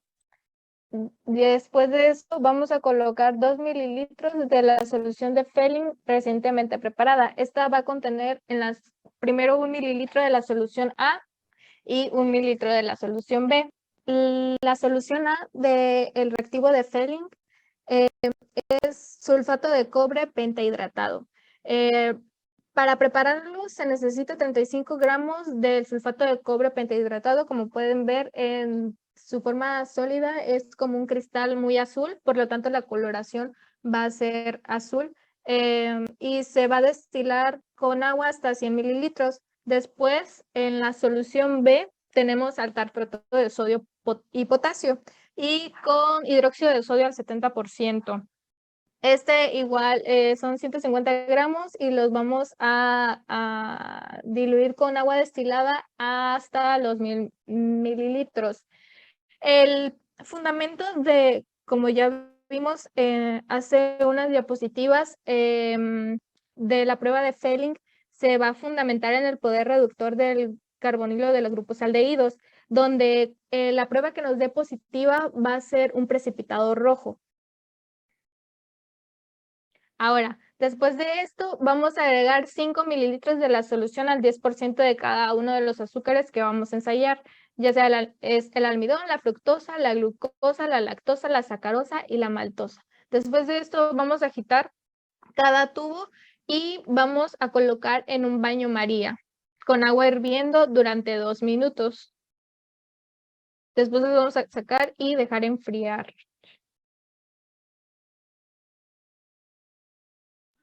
Para los resultados esperados de este experimento, tenemos que el primer tubo que contiene sacarosa nos va a dar un resultado negativo, ya que perdón, no contiene un grupo hidroxilo que le permita realizar la reacción y por lo tanto que esa se oxide y cree un cambio de coloración a rojo. Vamos a tener el mismo resultado negativo para el tubo 2, que contiene almidón, ya que también no contiene un grupo hidroxilo que le permita hacer la reacción para poder oxidarse y hacer el cambio de coloración, por lo que va a tener este color azul. Y aquí es importante señalar que esto es debido a que no son azúcares reductores, ya que si nosotros analizamos el carbono anomérico, en este caso de esta molécula de aquí, vamos a observar que efectivamente el carbono anomérico no va a tener ese grupo hidroxilo que va a poder llevar a cabo la reducción. Es por ello que la sacarosa no es un azúcar reductor y el almidón mucho menos, ya que como son unidades repetidas de glucosa unidas entre sí, bueno, el carbono anomérico efectivamente tampoco va a presentar ese grupo hidroxilo que le permita llevar a cabo la reacción. Entonces, ¿qué sucede con la glucosa? Como podemos ver en el carbono anomérico de la glucosa, sí contiene el grupo hidroxilo, por lo tanto, ojo a esto. De los siguientes tubos, obviamente veremos lo que va a suceder, pero por ejemplo, nos dio positivo, y dándole abajo la reacción general, donde mi compañero Daniel hace unas diapositivas nos explicó que el cobre era el que se redujo y la glucosa era la que se oxidaba.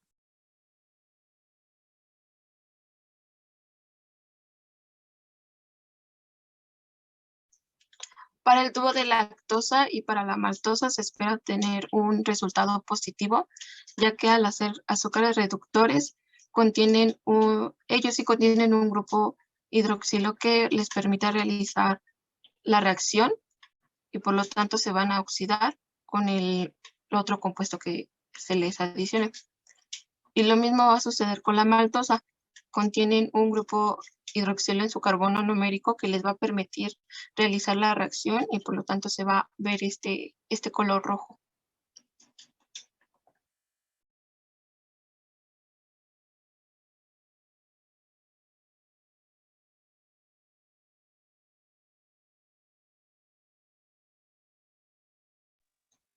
Para el experimento de formación de esas zonas de monosacáridos que tenemos a la glucosa y a la fructosa, en 2 tubos vamos a colocar 5 mililitros de la fructosa al 2% y 5 mililitros también de glucosa al 2%. A estos tubos les vamos a añadir 3 mililitros de vinilidracina y 0.2 mililitros de bisulfito de sodio. Vamos a mezclar y calentar en un baño María. Vamos a anotar el tiempo en que se formaron las ozonas y vamos a seguir calentando durante 15 minutos más. Después de esto vamos a enfriar, vamos a filtrar y a lavar los cristales formados para poder luego observarlos al microscopio.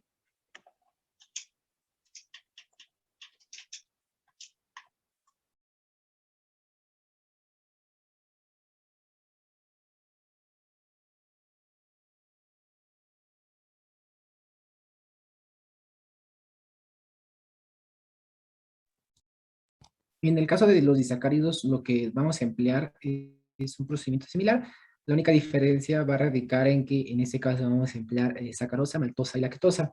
Se van igual a agregar 5 mililitros de cada uno de los azúcares al 2% a cada tubo. Posteriormente se van a agregar 3 mililitros de reactivo de fenilhidracina y 2 de bisulfito de sodio. Aquí lo vamos a explicar un momento con el mecanismo de reacción. Pero es importante tomar en cuenta que el bisulfito de sodio va a ser la que nos va a otorgar el medio ácido en el cual se va a llevar a cabo la reacción. Tengamos en cuenta que la reacción de formación de esas zonas es en sí una reacción de formación de iminas, que ya se vio en prácticas pasadas. Y recordamos que la reacción de formación de iminas necesita un pH de 4 a 5 para que se lleve a cabo de manera adecuada. Entonces, el bisulfito de sodio es una sal ácida, la cual va a otorgar este medio ácido y va a ser el principal fuente donador de protones para nuestra reacción. Posteriormente de agregar la fenilhidracina y el bisulfito de sodio, lo que se va a hacer es calentar a baño María y se van a tomar muestras a los 15, 20 y 30 minutos. Posteriormente se van a enfriar, filtrar y lavar los cristales formados para posteriormente poder observarlos al microscopio.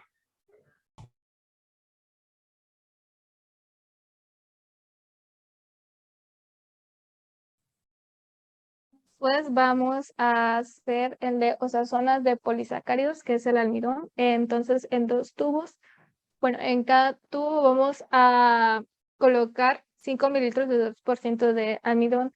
Vamos a añadir 3 mililitros del reactivo de fenilhidracina y 0.2 mililitros del bisulfito de sodio. Después vamos a mezclar y calentar a baño María. Tenemos que tomar el tiempo en el que se formaron las osazonas y aún así vamos a tener que seguir calentando por 15 minutos más. Después vamos a dejar enfriar, filtrar y lavar los cristales formados. Vamos a observar al microscopio la formación de osazonas y tendríamos que hacer dibujos de lo que estábamos viendo.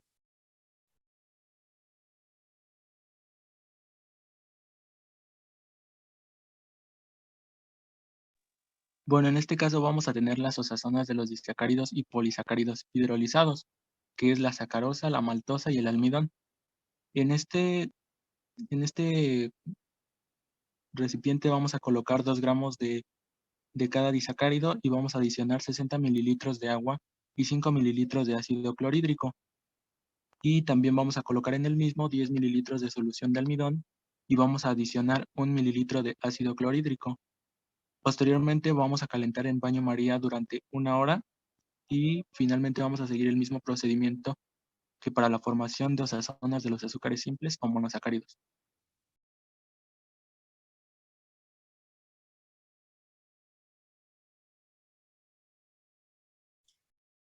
Ok, lo que esperamos previo a ver los resultados es la observación del tubo. Bueno, en este caso podemos ver que el tubo se va a ver como la formación de un precipitado y este color medio extraño. En este caso podemos ver al fondo los precipitados, los cuales van a ser los cristales de fenilhidracina.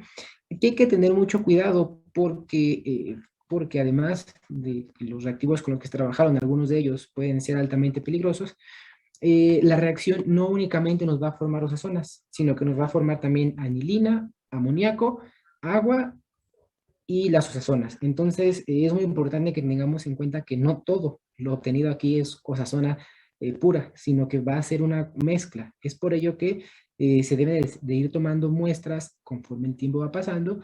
¿Para qué? Para que en la última muestra tomada esperemos ver realmente la formación de osazonas con una mayor claridad. Pero propiamente dicho es así como esperaríamos ver los tubos de formación de osazonas con un precipitado y con esta coloración característica. Pasemos a los resultados. Bueno, previo a ver los resultados, veamos cuál es la reacción general y cuál es el mecanismo de la reacción. El mecanismo de la reacción es un poco largo, por lo que les pedimos de su atención para que no se confundan o no caigamos como en una monotonía. En esta reacción general se van a utilizar monosacáridos. En este caso tomamos como ejemplo la D-glucosa, que va a reaccionar con 3 equivalentes de fenilhidracina en un medio ácido, como dijo mi compañero, que va a ser dado por el bisulfito de sodio. Se va a formar la glucosazona, la anilina, el agua y el amoníaco, como había comentado mi compañero Daniel.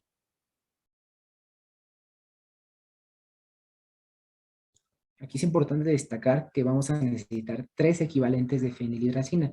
Entonces, la estequiometría de la reacción es que una molécula de azúcar o un carbohidrato más 3 equivalentes de fenilhidracina nos va a dar todo esto.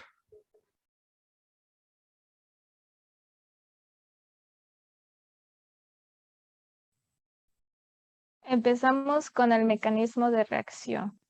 El oxígeno que está en la parte de arriba va a contener una carga parcial positiva, mientras que el oxígeno que está en el ion bisulfito va a tener una carga formal positiva, lo cual va a hacer que el oxígeno sustraiga ese protón rompiendo el enlace del ion bisulfito. Lo que se va a formar ahora es una adición nucleofílica de la amina, de la fenilhidracina, al primer carbono. Como no puede ser pentavalente, lo que va a suceder es que el doble enlace se va a deslocalizar y se van a llevar los electrones hacia el oxígeno, que contiene una carga formal positiva. Después de esto, lo que va a pasar es que vamos a formar un grupo saliente. Pero para esto, lo que va a suceder es que el oxígeno va a tomar un protón de la amina, este hidrógeno va a romper el enlace con el nitrógeno y formando así nuestra molécula para poder romper el enlace y salga la primera molécula de agua. Lo que va a suceder ahora por efecto de resonancia es que los electrones del nitrógeno puedan formar un doble enlace en el carbono para poder estabilizar esa carga positiva. Ahora con el doble enlace lo que va a suceder es que el nitrógeno tenga una carga formal positiva. Lo que va a suceder es que la base conjugada del ion sulfito va a sustraer el protón del nitrógeno, rompiendo el enlace y haciendo que la carga formal positiva pues ya no la tenga, ya que los electrones del enlace se queden en el nitrógeno.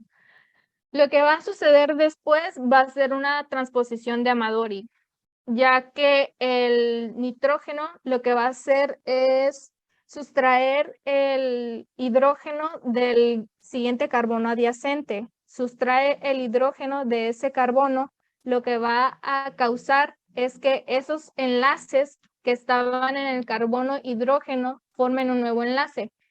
Para quitar esa carga del carbono 1, lo que va a hacer es que el carbono del nitrógeno, con el que está unido el nitrógeno, se vayan los electrones hacia el nitrógeno, formando así después lo que va a consistir es que la transposición de Amadori, como sucede en medio ácido, lo que sucede es que el enlace del nitrógeno con la amina se une hacia el hidrógeno, la carga que se iba a formar en el segundo hidrógeno desaparezca, ya que el enlace se va a ir hacia ese carbono y ese doble enlace se vaya hacia el carbono nitrógeno para formar la anilina.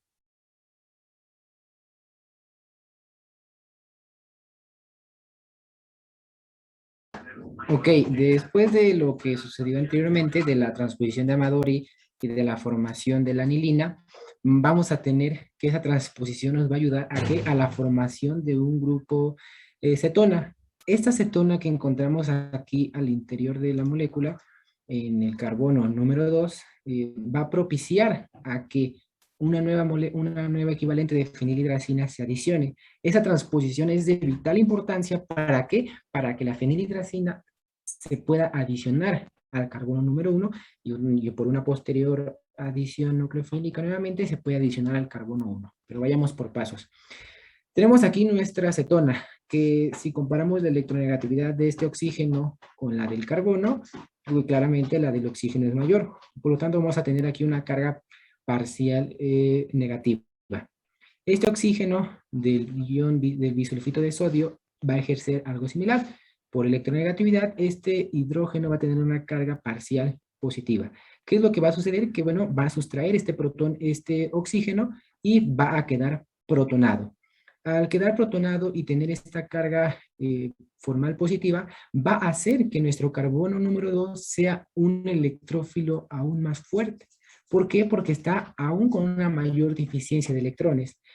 Por electronegatividad ya tiene una carga parcial positiva. Y como este oxígeno tiene una carga formal positiva, va a ejercer aún una mayor atracción por parte de los electrones, haciendo de este carbono un carbono muy electrofílico. ¿Qué es lo que va a ocasionar? Que este nitrógeno, el cual es un átomo muy electronegativo y con una carga parcial negativa por la diferencia de electronegatividades con los hidrógenos, va a adicionarse nucleofílicamente a este carbono número 2. Este par de electrones se va a deslocalizar hacia el oxígeno de tal forma que ese oxígeno pierde esa carga formal positiva que tenía. ¿Qué es lo que ha sucedido ahora? Bueno, que este nitrógeno que se ha unido, si nos fijamos, tenía 3 enlaces ya y un par de electrones libres. Bueno, ese par de electrones libre ahora lo comparte con el carbono número 4, con el carbono número 2, perdón. Ese nitrógeno tiene una carga formal positiva. Para poder, bueno, ahora ¿qué es lo que va a suceder? Que se va a propiciar la formación de un buen grupo saliente, como lo es el agua. Y para ello debemos protonar nuestro oxígeno para la formación de nuestro ion hidróneo, de nuestro ion para la formación de este ion, que va a ser un buen grupo saliente en forma de agua. En este caso va a remover al protón, va a remover a este hidrógeno de esta amina, y al removerlo vamos a formar aquí nuestro ion, que va a ser un buen grupo saliente. Nuestro nitrógeno, si observamos, ya no tiene una carga formal positiva, entonces ya podemos ver que es una molécula completamente neutra. ¿Qué es lo que sucederá ahora? Bueno, que ese grupo saliente va a salir de la molécula en forma de agua, y nos va a quedar esta molécula resultante con la formación de un carbocatión, el cual puede ser estabilizado por resonancia. Si nos damos cuenta, al suceder que los electrones libres del nitrógeno se deslocalicen hacia este carbono, va a neutralizar esta carga, este carbocatión, pero este nitrógeno nos va a quedar con una carga formal positiva y va a estar protonado. ¿Cómo se va a propiciar su desprotonación? Bueno, si recordamos, el bisulfito de sodio, perdón, se transformó este ion bisulfito a ion sulfito. Entonces este ion sulfito es una base la cual va a remover a este protón del nitrógeno, y ese par de electrones que unían a este enlace se van a deslocalizar hacia el nitrógeno para formar una molécula neutra. Y de esa forma obtenemos la primera adición, ¿de quién? De nuestra fenilhidracina. Ahora, para la segunda adición, lo que va a suceder es de nuevo, el nitrógeno tendrá una carga parcial negativa y una carga formal positiva del hidrógeno. Lo que va a suceder es que el nitrógeno va a sustraer de nuevo el hidrógeno del ion bisulfito, va a romper el enlace con el oxígeno, perdón, y lo que va a suceder ahora es que ya teniendo nuestra amina protonada, va a suceder de nuevo una adición nucleofílica de nuestra segunda molécula de fenilhidracina. La amina de la fenilhidracina va a ser una adición nucleofílica en el carbono número 1, y lo que va a suceder es de nuevo la deslocalización de los electrones del carbono 1 con el nitrógeno, el doble enlace, los electrones se van hacia el nitrógeno, que contiene una carga formal positiva, y lo que va a suceder ahora es que tenemos a nuestra molécula amina cargada neutra. Pero para poder ser un gran grupo saliente, lo que tendremos que hacer ahora es formar la molécula del amoníaco. Entonces, el nitrógeno va a tomar un protón de la imina, se rompe el enlace hidrógeno-nitrógeno, y lo que va a suceder ahora es que la molécula del amoníaco, que ya está formada, va a hacer que salga al ser un gran grupo saliente. Por efecto de resonancia, para estabilizar a nuestro carbono cargado positivamente, lo que va a suceder es que los electrones que contiene el nitrógeno van a formar ese doble enlace. Ahora siendo nuestro nitrógeno con carga formal positiva. Como habíamos visto, volvimos a quitar un protón del ion bisulfito. De esta manera se volvió a formar nuestra base conjugada. Entonces el ion sulfito lo que va a hacer es extraer ese protón, extraer un protón de la fenilhidramina, y lo que va a hacer es que extrae ese protón, se rompe el enlace nitrógeno, y a continuación lo vemos.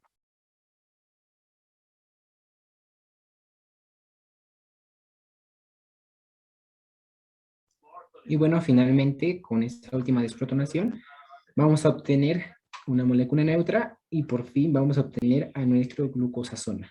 Hemos estado abreviando a la molécula de benceno unido a este nitrógeno como pH, pero bueno, aquí la podemos representar igual en su forma completa.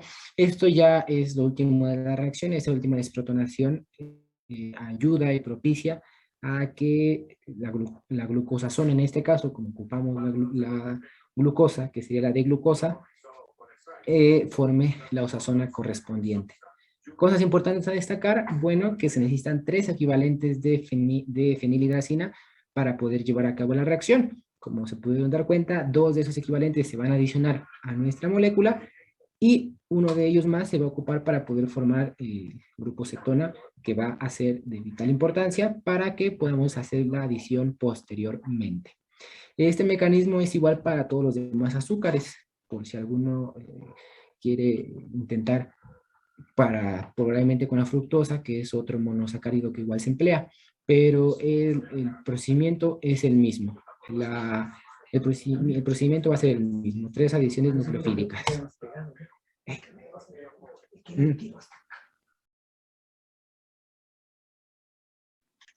Y bueno, como resultado de este experimento de los monosacáridos, a partir de la molécula de glucosa y de fructosa, al reaccionar con 3 equivalentes de fenilhidracina en un medio ácido, nos van a dar la misma osazona, porque hay que recordar que estos dos son epímeros en el carbono 2, por lo que van a obtener la misma osazona. Para la D-glucosa vamos a tener que es la glucosazona, y para la fructosa, perdón, va a ser la fructosazona.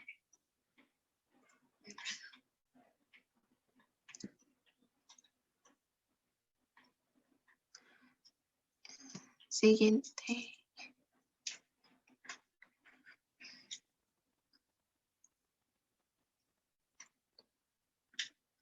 Y para los resultados de los disacáridos y polisacáridos vamos a tener que nuestra molécula de glucosa al reaccionar al igual con 3 equivalentes de fenilhidracina en un medio ácido, vamos a obtener lo que es la molécula de lactosazona, ya que son azúcares reductores y son susceptibles a crear osazonas.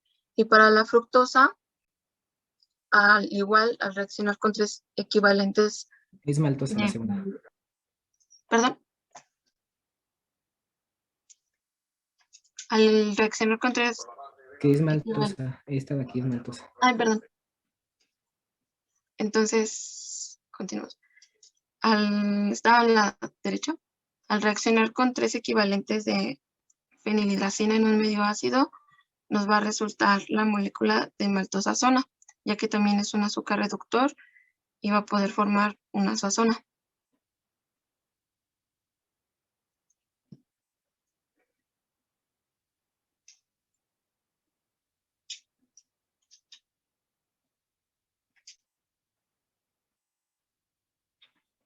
Ahí tenemos que la sacarosa y el almidón no van a formar azazonas, ya que estos no son azúcares no reductores.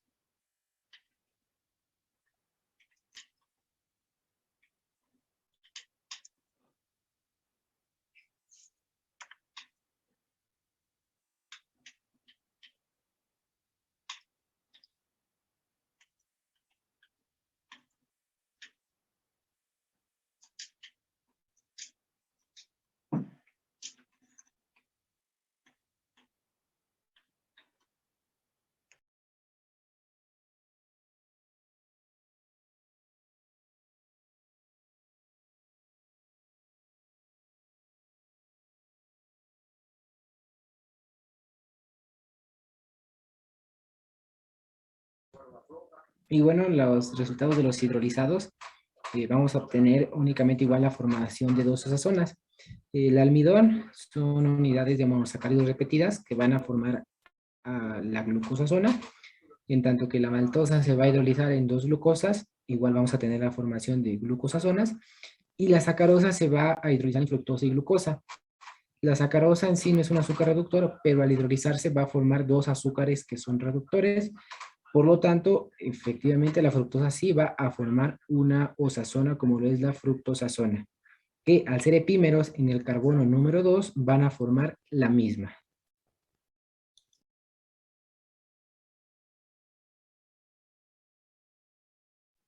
Y bueno, ya en la parte de resultados vamos a obtener las osazonas de los monosacáridos y los disacáridos. Como se ha mencionado, la glucosa y la fructosa son epímeros en el carbono 2, al igual que la manosa. Por esto, pues van a tener la misma forma en cuanto a los cristales, en forma de aguja y arreglados como escoba, como se muestra en las imágenes. Y en los disacáridos vamos a tener la formación de 2 osazonas, la de la lactosazona, que va a ser una osazona en forma de erizo o alfiletero con alfileres, o también conocida como flor de la mimosa. Y finalmente la maltosazona, que sí va a formar osazona porque sí es un azúcar reductor, va a tener forma de girasol o de pétalos de maltosazona.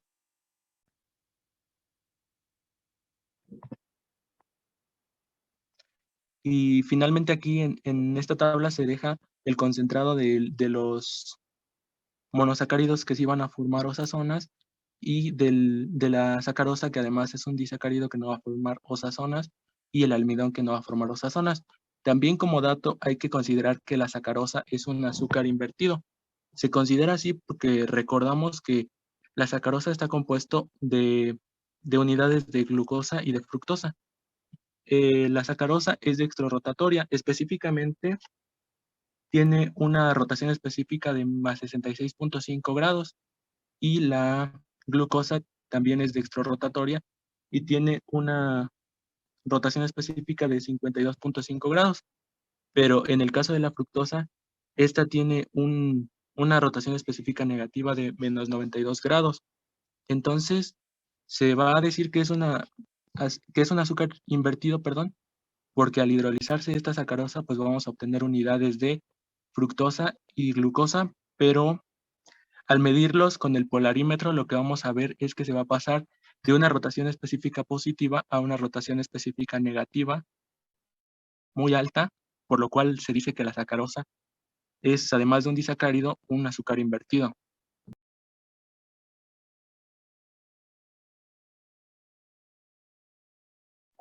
Para el procedimiento de la síntesis de pentacetato de beta-glucosa, vamos a colocar en un mortero 0.2 gramos de glucosa anhidra y 0.1 gramos de acetato de sodio anhidro. Esto lo vamos a pasar a una bola de 50 mililitros, el cual vamos a adaptar a un sistema de reflujo, al cual le vamos a añadir 10 mililitros de anhidrido acético. Después esto lo vamos a calentar en un baño de aceite, para después dejarlo calentar por 1 hora más. Para la separación e identificación de nuestro producto, vamos a dejar enfriar nuestra muestra y le vamos a agregar 200 mililitros de agua con hielo. Vamos a agitar hasta que el sólido que nos dio quede totalmente dividido. Después vamos a dejar reposar, pero hay que recordar que se debe agitar constantemente. Vamos a filtrar. Vamos a dejar enfriar y vamos a usar carbón activado para decolorar nuestra muestra. Después de nuestro sólido obtenido, vamos a poder determinar nuestro punto de fusión. Y bien, ya para finalizar, ¿qué es lo que ocurre en esta reacción de la formación del pentacetato de beta de glucosa? Bien, primeramente debemos tomar en cuenta la reacción general, la cual va a ser con la beta de glucosa, con anhídrido acético. Ustedes pudieron observar el procedimiento que se adicionó a la muestra acetato de sodio anhidro. El acetato de sodio anhidro, su principal función es la de ser un catalizador durante la reacción. De esta manera va a propiciar mayor a la formación de nuestro producto deseado. También necesitamos 5 equivalentes de anhídrido acético, pues por cada hidroxilo que presenta nuestra molécula va a haber una acetilación. Y nuestro producto formado va a ser el pentacetato de beta de glucosa. ¿Cómo se va a llevar a cabo esto? Bueno, el procedimiento ya fue explicado hace un momento, pero aquí se lo mostramos ahora bien con la molécula propiamente dicha de la que nosotros realicemos este experimento. Primeramente hay que tomar en cuenta que los 5 grupos hidroxilos van a acetilarse. El procedimiento es el mismo para los 5 grupos hidroxilos. En este caso nosotros únicamente lo ejemplificamos con uno de ellos, pero ustedes pueden seguir el mismo procedimiento para cada uno de los demás.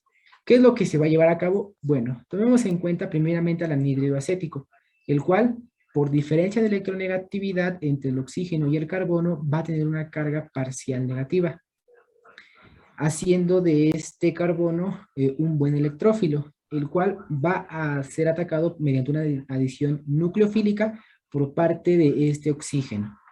Al adicionarse allí, podemos ver que se va a formar una carga, podemos ver que este par de electrones se va a deslocalizar para evitar que nuestro carbono sea pentavalente.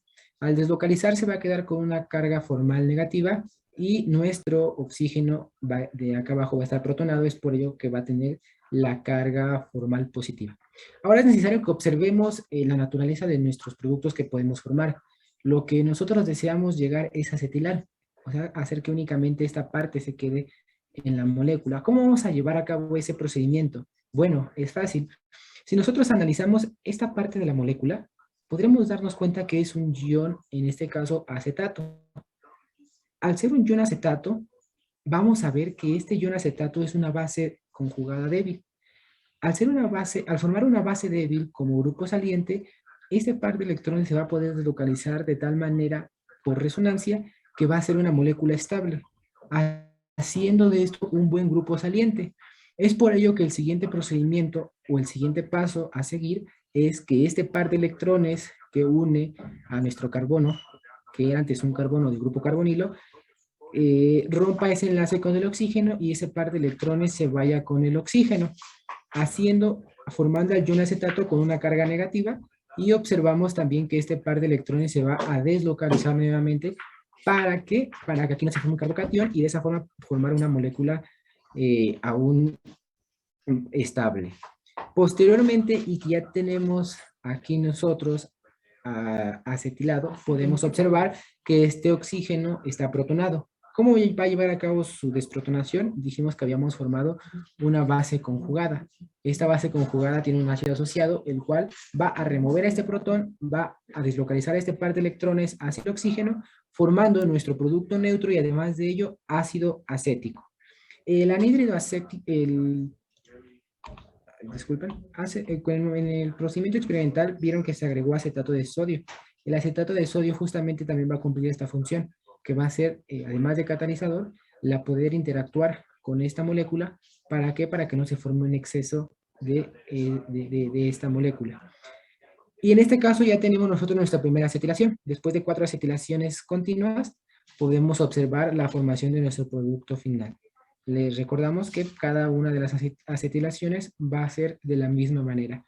Una adición nucleofílica, posteriormente la salida de ion acetato como grupo saliente y posteriormente la remoción la remoción del protón para formar nuestros compuestos deseados. Y bueno, aquí está nuestra bibliografía y por nuestra parte sería todo.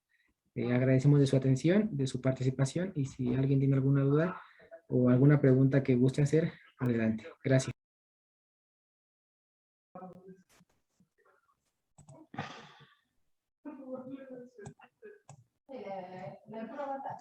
Ok, chicos, no sé si tengan ustedes alguna pregunta.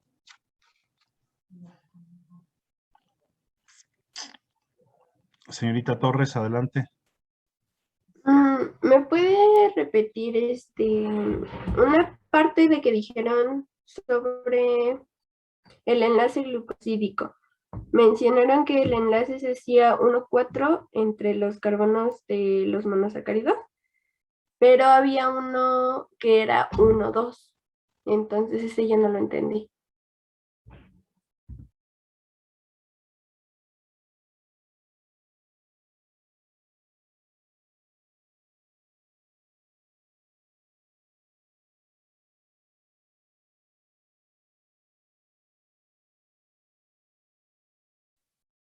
¿Cuál fue, Itzel? ¿No te acuerdas? Era la diapositiva del enlace glucosídico. Igual ¿En la primera? Sí, está por la 29, algo así.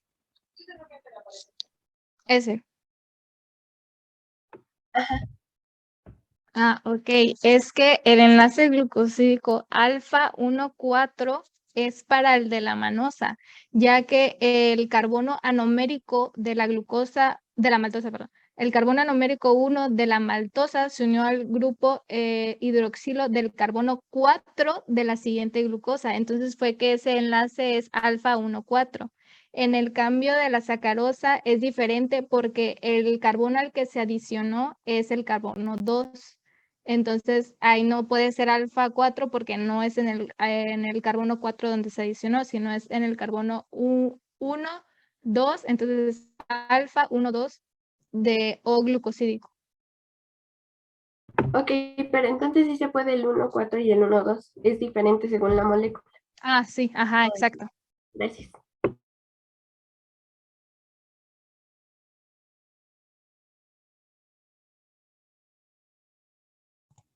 Adelante, Lorna, Sofía. En el desarrollo experimental, ya en el último, mencionas que se tiene que usar carbón activado para pintar, pero ¿qué función tiene pintarlo? O sea, bueno, ¿por qué?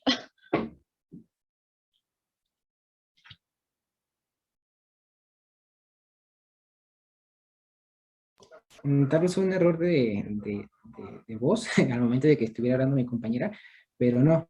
La función del carbón activado es de colorar, justamente para eliminar las impurezas que tiene. Creo que fue por ahí. Puede que haya sido algún error, pero no. La función del carbón activado justamente es de colorar y poder eliminar las impurezas que tiene el producto que se está formando. Gracias. Perdón, el carbón activado actúa como un adsorbente, ad con D, absorbente, absorbe las impurezas coloridas de los medios que están ustedes trabajando.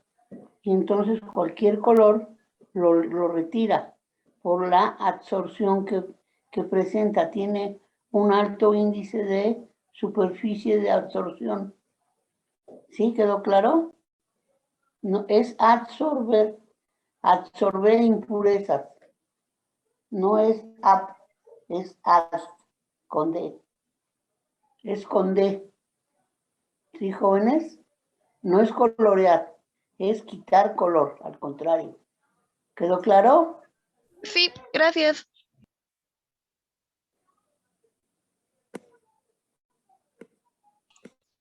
Señorita Marina Pérez. Sí, gracias.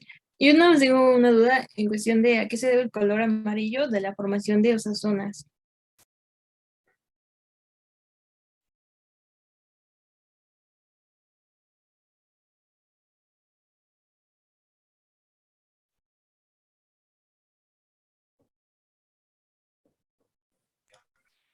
En los tubos, bueno, el color propio formado es propiamente una naturaleza de los productos que se emplearon y de cada uno de los productos formados, perdón. No hace referencia, por ejemplo, como en la reacción de Filling, a que una oxidación o reducción. En este caso es simplemente la coloración que toma debido al calentamiento y a la interacción que existe entre cada uno de los productos formados. Es una propiedad intrínseca de cada uno de ellos. ¿Qué quiere decir esto? Que, bueno, no va a revelar como tal una prueba positiva, ya que en sí lo que nos importa son los precipitados, que va a evidenciar la formación de esas zonas, pero el color es simplemente por la naturaleza de los mismos productos formados. Yes. Ok, gracias. El ácido acético de por sí es ligeramente amarillento. Si ustedes lo ven, lo clarifican antes de vendérselo a las personas que los consumen. Pero hay frascos en donde el ácido acético aparece de color, bueno, está formado de color amarillo, ¿de acuerdo? Es las mismas moléculas de combinación del ácido acético.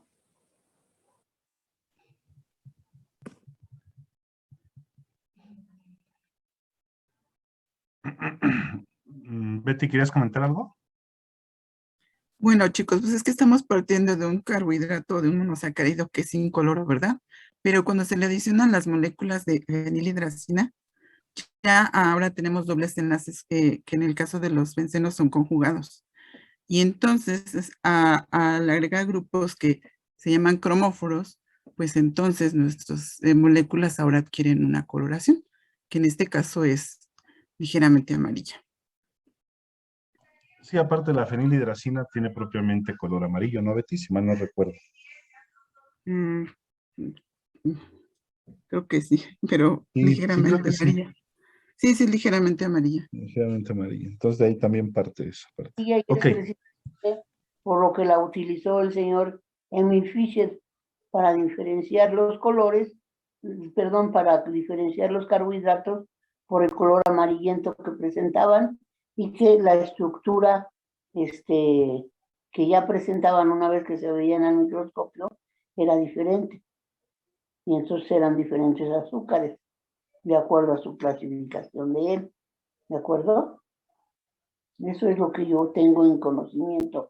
Lo que también tenemos que advertirles es que utilizar ¿cómo se llama? La fenilhidracina es bastante riesgoso, precisamente por eso le dio a él el cáncer, la anemia plástica, por el uso de esta fenilhidracina. ¿De acuerdo?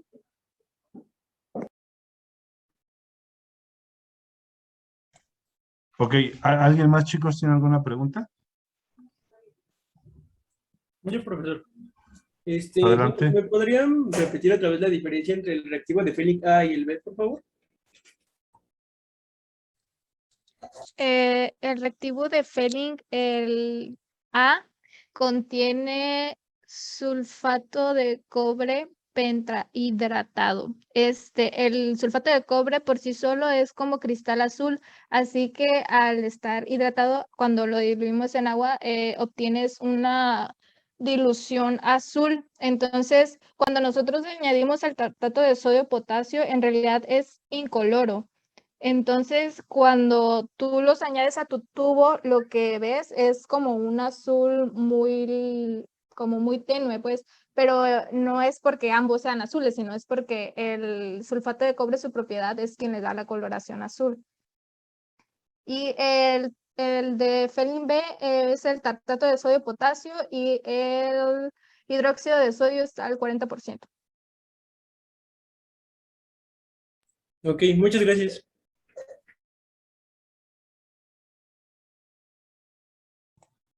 ¿Alguien más, chicos?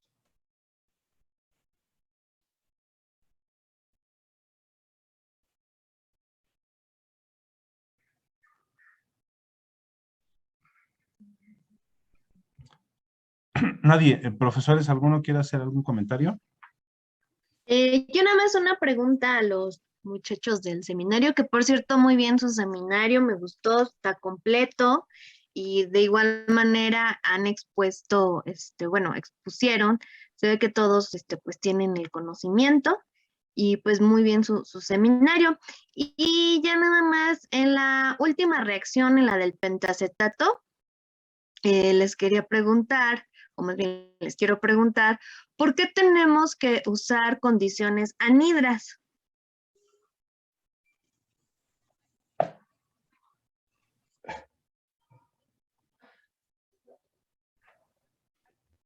Bueno, las condiciones anhidras son propiamente por la naturaleza de los compuestos. Si nosotros recordamos, el anhídrido acético es un derivado de un ácido carboxílico, el cual al reaccionar con agua va a formar propiamente eso, un ácido carboxílico.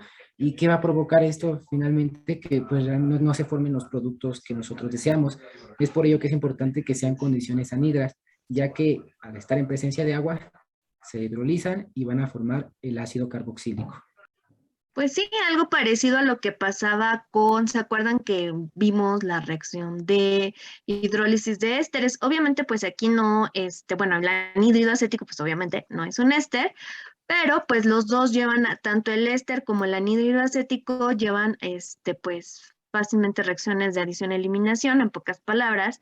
Este es un mecanismo de reacción de hidrólisis, ¿no? Entonces, pues obviamente, como bien dices, Daniel, pues se podría pues hidrolizar y no dar nuestro compuesto. Y Yana, otra pregunta de esta misma. ¿Cómo creen que cambian las propiedades fisicoquímicas de cuando de la glucosa al pentacetato de la de glucosa? O sea, cuando la glucosa no está acetilada y ya cuando esté acetilada.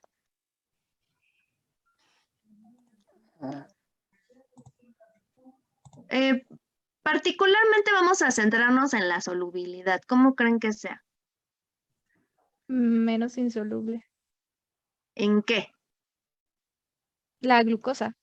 Ajá, menos insoluble, pero ¿en qué? ¿En el agua? Pues sí, ¿no? Exactamente, ¿sí? Pues digamos, la glucosa pues tiene una estructura, digámoslo así, parecida a la sacarosa, que la sacarosa pues es el azúcar de mesa, ¿no? Y entonces obviamente cuando llevamos a cabo la acetilación, pues obviamente pues esos puentes de hidrógeno pues ya no están, ¿no? Entonces obviamente pues fíjense cómo con una reaccioncita, ¿sí? Podemos cambiar totalmente las propiedades físico-químicas, ¿no? En este caso, refiriéndome a la solubilidad, ¿no? Disminuimos pues obviamente la solubilidad en agua de la glucosa. Sí, nada más esos eran mis comentarios y pues muy bien, seminario. Esperemos que pues